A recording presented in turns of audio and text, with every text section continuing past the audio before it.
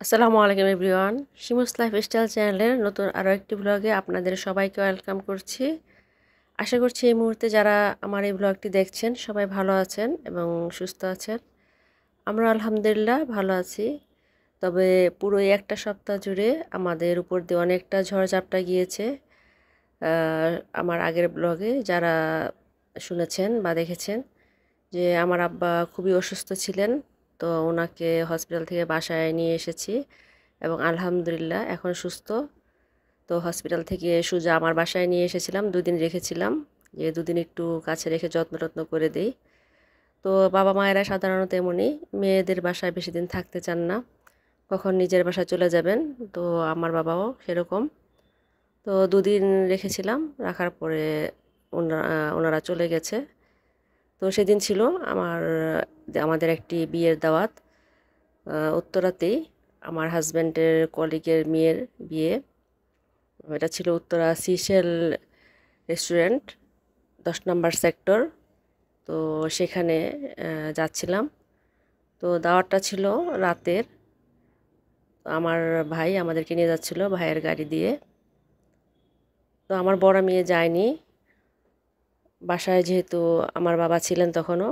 রাত্রে চলে যাবেন বাবা, আর সন্ধ্যায় আমাদের দাওয়াতটা, যেহেতু বাসায় কার্ড দিয়ে এবং খুব আন্তরিকভাবে দাওয়াত দিয়ে গেছেন, আর দাওয়াতটা ছিল অনেক দিন আগেই দেওয়া, তো এটা অ্যাভয়েড করার মতো ছিল না। তো আমার আব্বা আর আমার ছোট ভাইয়ের বউ বাসায় ছিল, আর আমি, আমার হাজব্যান্ড আর আমার ছোট ছেলে মেয়ে ওদেরকে নিয়ে গিয়েছিলাম। তো বিয়ের অনুষ্ঠানটা খুবই সুন্দর ছিল। আমরা বেশিক্ষণ স্টে করিনি ওখানে, কারণ বাসায় মেহমান যেহেতু রেখে এসেছি, তো খেয়ে দিয়ে শুধু বউটাকে একটু দেখে চলে এসেছি। তো এখানে ঢোকার মুহূর্তেই অনেকের সাথে দেখা হয়েছে, কথা হয়েছে। তো খাবারের আয়োজন খুবই ভালো ছিল। আর উত্তরার মধ্যে সিশেল রেস্টুরেন্ট সম্বন্ধে মোটামুটি যারা উত্তরায় থাকেন বা আশেপাশে থাকেন তারা জানেন। মোটামুটি অনেক দিনের পুরনো এবং নামকরা রেস্টুরেন্ট এটা। তো সিশেলে আমার ননদের বিয়ের প্রোগ্রামও হয়েছিল এবং আমার ভাগ্নির বিয়ের প্রোগ্রামও হয়েছিল এটাতে। তো ওদের দুটো ব্রাঞ্চ, একটা হচ্ছে 4 নম্বর সেক্টর আর একটা হচ্ছে 10 নম্বর সেক্টর। এটা 10 নম্বর সেক্টরেরটা, এটা নতুন করেছে। তো স্পেসটা মোটামুটি ভালোই, ভিতরে একদম ছোটও না আবার একদম খুব বড়ও না।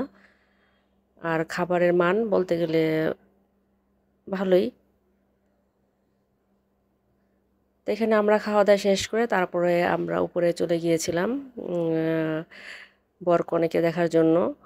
যেহেতু কনেকে আগেই দেখেছি, আমার হাজব্যান্ডের কলিগের মেয়ে অন্যান্য বিভিন্ন প্রোগ্রামে ও আসতো ওর আম্মুর সাথে, ওর বাবার সাথে। তো ওর বর হচ্ছে জার্মান থাকে, সরি কানাডা থাকে, কানাডা থেকে এসেছে বাংলাদেশে। আর কনেকে পরে নিয়ে যাবে, এখানে ওর IELTS শেষ করতে হবে, শেষ করার পরে যেতে পারবে। তো বউটা কিন্তু খুবই মিষ্টি এবং সুন্দর, দেখতেই পাচ্ছেন। আর যে কালারের শাড়িটা পরেছে ওকে খুবই মানিয়েছে। সাধারণত দেখা যায় ইদানিং বিয়েতে কিছু কিছু মানুষ এত জাঁকজমকপূর্ণ হাবিজাবি পরে, অর্নামেন্টস দিয়ে ভরে ফেলে, ভালো লাগে না। তো এখানে দেখলাম যে সিম্পলের মধ্যে গর্জিয়াস যেটাকে বলে, শাড়িটার কালার যেমন ছিল এবং অর্নামেন্টস সব মিলে কিন্তু অসাধারণ লাগছিল বউটাকে। আর আমার কিন্তু অলওয়েজ বিয়েবাড়ির অনুষ্ঠানে যেতে খুবই ভালো লাগে, কারণ বিয়েবাড়িতে গেলে অনেকের সাথে দেখা হয়, পরিচিত অপরিচিত। দেখা যায় যে এইসব সামাজিক অনুষ্ঠান ছাড়া আমাদের বর্তমানে দেখা সাক্ষাৎ মানুষের সাথে খুবই কম হয়। তো ভালোই কেটেছে সময়টা। তো টোটাল আমরা 2 ঘন্টার মতো ছিলাম, তারপরে চলে এসেছি বউ আর জামাইকে দেখে। তো এখানে আমরা যখন চলে আসব তখন ওই সিশেল রেস্টুরেন্টের ম্যানেজার, উনি হচ্ছে আমার হাজব্যান্ডের পরিচিত, ওনাদের অফিসিয়াল প্রোগ্রামও এই রেস্টুরেন্টেই হয়। তো উনি আলাদাভাবে আমাদেরকে আপ্যায়ন করেছেন কোল্ড ড্রিঙ্কস দিয়ে। আরও কিছু খাওয়াতে চেয়েছিলেন, কিন্তু ওই মুহূর্তে তো সম্ভব না, কারণ মাত্রই খেয়ে দিয়ে নেমেছি।